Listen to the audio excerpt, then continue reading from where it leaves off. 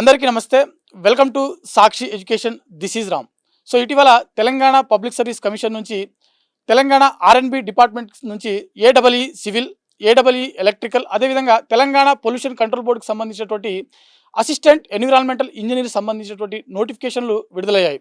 So వీటికి సంబంధించినటువంటి education qualifications ఏ విధంగా ఉంటాయి, మరీ ముఖ్యంగా వీటికి సంబంధించినటువంటి అప్లికేషన్ ప్రాసెస్ ఎప్పటి నుంచి ఎప్పటి వరకు జరగనుంది, అదేవిధంగా వీటికి సంబంధించినటువంటి సెలక్షన్ ప్రాసెస్తో పాటుగా ఎగ్జామ్ ప్యాటర్న్ ఎలా ఉంటుంది, మరీ ముఖ్యంగా స్టూడెంట్స్ ఎలా యూటిలైజ్ చేసుకోవాలి వారి యొక్క టైంని, అదేవిధంగా ఏ విధంగా చదివితే హై స్కోర్ చేయడానికి అవకాశం ఉంటుంది, పక్కాగా మనం ఒక ప్లాన్ చేసుకొని చదివితే ఖచ్చితంగా సెలెక్ట్ అవ్వడానికి అంటే అవకాశం ఉన్నటువంటి వేరే ఏవైతే ఉన్నాయో అంటే పివైక్యూస్ క్వశ్చన్స్ పేపర్స్ కావచ్చు, దాంతోపాటుగా బుక్స్ కావచ్చు. సో వీటికి సంబంధించిన కంప్లీట్ డీటెయిల్స్ మనతో చర్చించడానికి ప్రముఖ పోటీ పరీక్షల నిపుణులు, అదేవిధంగా సీనియర్ ఫ్యాకల్టీ అయినటువంటి సంతోష్ గారు ఉన్నారు.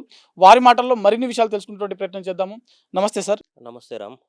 సార్, ఇటీవల విడుదలైనటువంటి ఈ టీజీపీఎస్సీ నుంచి విడుదలైనటువంటి ఏడబ్ల్యూ కావచ్చు, లేకుంటే అసిస్టెంట్ ఎన్విరాన్మెంటల్ ఇంజనీర్ సంబంధించిన నోటిఫికేషన్లు కావచ్చు. సో ఒకసారి వీటి గురించి కంప్లీట్గా చెప్పేటువంటి ప్రయత్నం చేయండి. మనకిప్పుడు జనరల్గా ఇప్పుడు ఏడబ్ల్యూ అసిస్టెంట్ ఎగ్జిక్యూటివ్ ఇంజనీర్ ఎవరైతే ప్రిపేర్ అవుతారో వాళ్ళకి చాలా డిపార్ట్మెంట్స్ ఉంటాయి. కానీ ఇప్పుడు మనకు నోటిఫికేషన్ వచ్చింది మాత్రం ఓన్లీ ఆర్ఎండ్బి మాత్రమే. సో మనకు పబ్లిక్ హెల్త్ కానీ, ఇరిగేషన్ కానీ, పంచాయత్ రాజ్, మిషన్ భగీరథ, ఇలా చాలా డిపార్ట్మెంట్స్ ఉంటాయి. కానీ ఇప్పుడు ఈ 222 పోస్టులు సివిల్ వాళ్ళకి అండ్ 49 పోస్టు ఎలక్ట్రికల్ వాళ్ళకి ఏవైతే రిలీజ్ అయినాయో ఇవి ఓన్లీ ఒక్క డిపార్ట్మెంట్కి మాత్రమే సంబంధించిన నోటిఫికేషన్ మాత్రమే. వీటికి సంబంధించి ఖచ్చితంగా ఇప్పుడు అప్లికేషన్ ప్రాసెస్ సివిల్ అయితే మనకి స్టార్ట్ అయింది, June 6 నుంచి స్టార్ట్ అయింది. సివిల్ ఇంజనీరింగ్ ఎవరైతే పాస్ అవుట్ అయి ఉండాలి ఆల్రెడీ, సో వాళ్ళకి మనకి June 6 నుంచి 13th జూలై వరకు మనకి అప్లికేషన్ ప్రాసెస్ అనేది కంటిన్యూ అవుతుంది. వాళ్ళు అప్లై చేసుకోవచ్చు. ఓటీఆర్ రిజిస్ట్రేషన్ ఎవరైనా చేసుకోకపోతే ఇప్పుడు కూడా చేసుకోవచ్చు. మనకి ఆల్రెడీ చేసుకున్న వాళ్ళకైతే ఆల్రెడీ డాటా ఉంటుంది కాబట్టి వాళ్ళు జస్ట్ నార్మల్గా ఫీ పే చేసేసి మనకి అప్లికేషన్ ఎంటర్ చేస్తే సరిపోతుంది. ఎలక్ట్రికల్ వాళ్ళకి మనకి 8th జూన్ నుంచి స్టార్ట్ అవుతుంది, 15th వరకు ఉంటుంది. ఇవి రెండు కాకుండా ఆర్ఎండ్బి కాకుండా మనకి స్పెషల్గా పొల్యూషన్ కంట్రోల్ బోర్డులో కూడా మనకి ఎన్విరాన్మెంటల్ ఇంజనీరింగ్కి సంబంధించిన పోస్టులు కూడా ఏడబ్ల్యూ నోటిఫికేషన్ ఇవ్వడం జరిగింది. సో దాని యొక్క అప్లికేషన్ ప్రాసెస్ అనేది మనకి June 10th నుంచి స్టార్ట్ అవుతుంది, July 17th ఎండ్ అయిపోతుంది మనకి. సార్, మనకు ఇప్పుడు వచ్చినటువంటి 3 నోటిఫికేషన్లు చూసినట్లయితే తెలంగాణలో ఇతర నోటిఫికేషన్లు కూడా రావడానికి ఏమైనా అవకాశం ఉందా? ఎస్ రామ్. ఇప్పుడు మనం ఆలోచిస్తే మనకి ఈ మధ్య సీఎం మాటలలో 5,000 వరకు మనకి పోలీసు పోస్టులు ఇస్తామని చెప్పేసి సీఎం గారే డైరెక్ట్గా చెప్పడం జరిగింది. అలాగే మనకి ఎఫ్బిఓ ఇస్తామని చెప్పేసి మనకి చైర్మన్ గారు కూడా అనౌన్స్మెంట్ చేశారు, ఫారెస్ట్ బీట్ ఆఫీసర్ వస్తాయని చెప్పేసి. అండ్ దాంతోపాటు మనకి స్టాటిస్టికల్ ఆఫీసర్ అనేది మనకి ఉన్నాయి వేకెన్సీస్కి క్లియరెన్స్ వచ్చింది అనేది ఒకటి సర్క్యులేట్ అవుతుంది.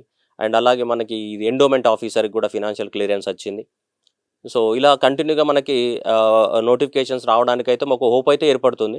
సో స్టూడెంట్స్ ఎవరైతే ఇప్పటివరకు మనకి Group 2 ఎగ్జామ్ అయిపోయిన తర్వాత మళ్ళీ ఏం జరగలేదు, మనకి Group 2 Group 3 అయిపోయిన తర్వాత ఏం జరగలేదు కాబట్టి అందరూ ఆల్మోస్ట్ ఇన్యాక్టివ్ మోడ్లో ఉన్నారు, ప్యాసివ్స్ మోడ్లో.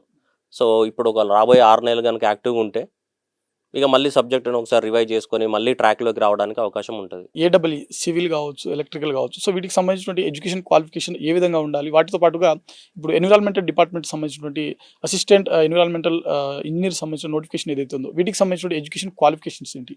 సో ఇక్కడ మనం మాట్లాడుకోవాల్సిన ప్రత్యేకంగా ఇప్పుడు ఈ 222 పోస్టులు ఏవైతే ఉన్నాయో ఇవి సివిల్ ఇంజనీరింగ్ వాళ్ళకి మాత్రమే, ఆర్ఎండ్బి. సో ఓన్లీ అంటే సివిల్ ఇంజనీరింగ్ బీటెక్ గ్రాడ్యుయేట్స్ ఎవరైతే ఉంటారో వాళ్ళకి మాత్రమే. అయితే ఇక్కడ ఒక చిన్న డౌట్ ఉంది రామ్. ఇప్పుడు 4th ఇయర్ వాళ్ళు ఎగ్జామ్ రాశారు మొన్న మేలో, కానీ వాళ్ళకి సర్టిఫికేట్ రాలే. సో కాబట్టి వాళ్ళకి ఎలిజిబిలిటీ లేదు. మనకి ఆల్రెడీ ప్రొవిజనల్ సర్టిఫికేట్ వచ్చి ఉండాలి అనమాట. అంటే కంప్లీట్గా పాస్ అవుట్ అయిపోయి వాళ్ళ దగ్గర పాస్ అయిన సర్టిఫికేట్ కూడా ఉండాలి మనకి. సో అంటే ఇప్పుడు ఎగ్జామ్స్ రాసిన వాళ్ళు మాత్రము మనకు ఎలిజిబిలిటీ లేదు. అంటే 2025 వరకు పాస్ అవుట్ అయి ఉంటారు కదా, వాళ్ళందరూ కూడా సివిల్ ఇంజనీరింగ్ పాస్ అవుట్ అయిన వాళ్ళందరూ సివిల్ వాళ్ళకి, ఎలక్ట్రికల్ ఇంజనీరింగ్ పాస్ అయిన వాళ్ళందరూ ఎలక్ట్రికల్ వాటికి ఎలిజిబుల్. ఇక పొల్యూషన్ కంట్రోల్ బోర్డు కనుక చూస్తుంటే పొల్యూషన్ కంట్రోల్ బోర్డులో మనకి మెకానికల్ వాళ్ళు ఎలిజిబుల్, సివిల్ వాళ్ళు ఎలిజిబుల్, కెమికల్ ఇంజనీరింగ్ వాళ్ళు కూడా ఎలిజిబులే. దానికి మెకానికల్ వాళ్ళకి ఆర్ఎండ్బిలో కానీ దీంట్లో లేవు. మెకానికల్ వాళ్ళు ఇంజనీరింగ్ వాళ్ళు ఎవరైతే ఉన్నారో వాళ్ళు రాయాలంటే పాపం వాళ్ళకి ఇది ఒకటే ఆప్షన్ ఉంది. ఇప్పుడు పొల్యూషన్ కంట్రోల్ బోర్డే ఉంది, కెమికల్ ఇంజనీరింగ్ వాళ్ళకి కూడా మనకి పొల్యూషన్ కంట్రోల్ బోర్డే ఉంది. 19 పోస్టులు ఉన్నాయి. 19 పోస్టులే ఉన్నాయి. సార్, వీటికి సంబంధించిన సెలక్షన్ ప్రాసెస్ ఎలా ఉంటుంది? ఈ 3 ఎగ్జామ్స్కి సంబంధించి కూడా మనకి 2 పేపర్స్ ఉంటాయి. మనకి టోటల్గా మనకి 450 మార్కులు. పేపర్ 1 జనరల్ స్టడీస్ 150 మార్క్స్ ఉంటుంది. మనకు పేపర్ 2 అయితే వాళ్ళ యొక్క రెస్పెక్టివ్ టెక్నికల్ సబ్జెక్ట్స్ అనేవి ఉంటాయి. సో అవి కూడా 150 క్వశ్చన్సే, but each question carries 2 marks. So అందువల్ల అవి 300, జిఎస్ 150 క్వశ్చన్స్ 1 మార్క్, టోటల్గా 450 మార్క్స్ మీద మనకు మెరిట్ అనేది డిటర్మైన్ అవుతుంది. ఇంటర్వ్యూస్ అనేవి లేవు. మనకి. ఓకే. వీటికి సంబంధించిన నెగెటివ్ మార్కింగ్ ఏమైనా ఉంటుంది? నెగెటివ్ మార్కింగ్ ఏం లేదు మన దగ్గర. మీరు అన్నారు పేపర్ 1, పేపర్ 2 2 పేపర్లు ఉంటాయని చెప్పి. సో పేపర్ 1 ఎలా ఉంటుంది ఒకసారి? పేపర్ 1 అనేది మనకి ఇప్పుడు మామూలుగా టీజీపీఎస్సీ పెట్టే అన్ని ఎగ్జామ్స్‌కి పేపర్ 1 అనేది కామన్. నార్మల్‌గా ఈ ఎగ్జామ్ కాదు, ఏ ఎగ్జామ్ తీసుకున్నా అది కామన్.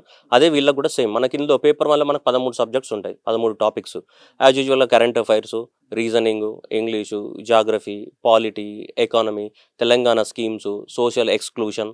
సో ఇవి సబ్జెక్ట్స్ అనేటివి కామన్ సబ్జెక్ట్స్ ఇవి. ఇవి 150 మార్క్స్ క్వెషన్స్ ఇవే ఉంటాయి మనకి. ఇక టెక్నికల్ సబ్జెక్టులు కూడా వాళ్ళకి 13 టెక్నికల్ సబ్జెక్ట్స్ ఉన్నాయి. పేపర్ 1కి సంబంధించినటువంటిది మనకు ఈ 3 నోటిఫికేషన్‌లు ఒకటే సిలబస్. ఆ 3 నోటిఫికేషన్స్ ఒకటే సిలబస్. కాకపోతే ఎగ్జామ్ వాళ్ళకి డిఫరెంట్ టైమ్స్‌లో ఇచ్చిర్రు కాబట్టి మరి జీఎస్ పేపరు ఒక్కొక్కరికి ఒక్కొక్క రకంగా రావచ్చు. ఇప్పుడు మన పొల్యూషన్ కంట్రోల్ బోర్డ్ అయితే వేరే డేట్ సెప్టెంబర్‌లో ఎగ్జామ్ ఉంది కాబట్టి డెఫినెట్‌గా దానికి ముందే ఎగ్జామ్ అయిపోతుంది కాబట్టి పేపర్ వేరే వచ్చే అవకాశాలు ఉన్నాయి. కానీ సివిల్, ఎలక్ట్రికల్ వాళ్ళకి ఒకటే రోజు ఎగ్జామ్ పెడతారా? లేదంటే వేరు వేరు పెడతారా? అనేది మనకి క్లారిటీ లేదు. సో ఒకవేళ ఒక రోజు పెడితే జీఎస్ కామన్‌గా రావచ్చు. వేరే వేరే రోజులో పెడితే జీఎస్ కూడా వాళ్ళకి ఎవరి పేపర్ వాళ్ళకి వచ్చే అవకాశాలు ఉన్నాయి. బట్ పోయినసారి తీసుకుంటే మాత్రం అందరికి ఒకటే రోజు పెట్టారు కామన్ పేపర్. సార్ పేపర్ 1 వచ్చేసరికి ఇప్పుడు 3 నోటిఫికేషన్‌లకు సంబంధించినటువంటి కామన్ సిలబస్ ఉంది. సో ఎక్కువగా మనం ఎలా అంటే ఏ సబ్జెక్టుల మీద ఫోకస్ చేస్తే మనం పేపర్ 1లో ఎక్కువ స్కోర్ చేయడానికి అవకాశం ఉంటుంది? ఇప్పుడు పేపర్ 1లో మనకి ఇప్పుడు స్కోర్ చేయాలంటే ఇప్పుడు వీళ్ళు ఎలక్ట్రికల్ కానీ లేదంటే సివిల్ ఇంజనీరింగ్ వాళ్ళు వీళ్ళు కానీ కనుక సెలక్షన్ లిస్ట్‌లో ఉండాలి అంటే మినిమమ్ మనకి 100+ కంపల్సరీ రావాల్సిందే పేపర్ 1లో. 100 అనేది మినిమమే అది. సో మినిమం లేకుండా 100 లేకుండా, ఎందుకంటే ఉన్నాయి 222 కదా సార్ పోస్టులు. సో దానికి హై కాంపిటీషన్ ఉంటుంది. మళ్ళీ టీజీపీఎస్సీ మనకేంటిది 3 డెసిమల్ పాయింట్స్ వరకు మెరిట్ కౌంట్ చేస్తుంది.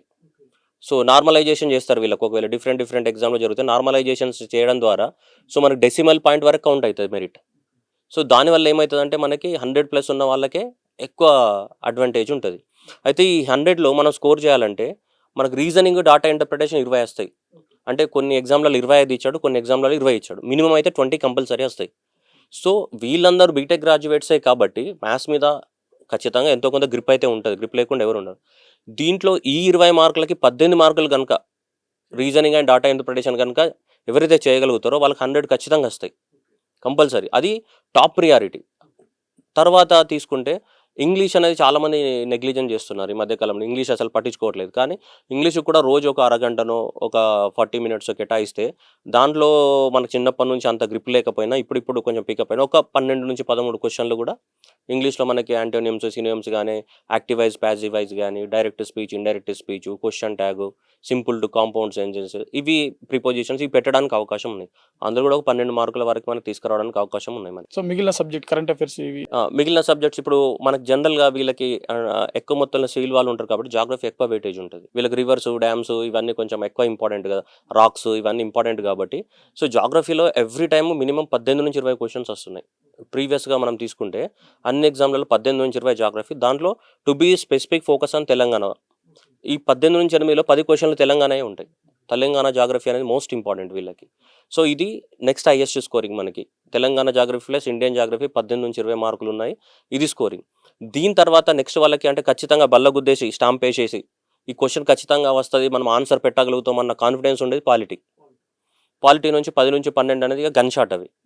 వీళ్ళు పర్ఫెక్ట్గా ప్రిపేర్ అయితే దాంట్లో మిస్టేక్ జరగడానికి అవకాశాలు తక్కువ. ఇక వేరే సబ్జెక్టులు అంటే మనకి డొమైన్ ఎక్కువ ఉంటుంది, ఏరియా బేస్ ఎక్కువ ఉంటుంది కాబట్టి. కానీ పాలిటీ అనేది కొంచెం రిస్ట్రిక్టెడ్, అంటే వీళ్ళ ఎగ్జామ్కి రిస్ట్రిక్టెడ్. సివిల్స్కి అలాంటి వాటికంటే పెద్దగా ఉంటుంది కానీ ఏడబ్ల్యూ వాళ్ళకి డైరెక్ట్ క్వశ్చన్స్ ఎక్కువ ఉంటాయి మనకి.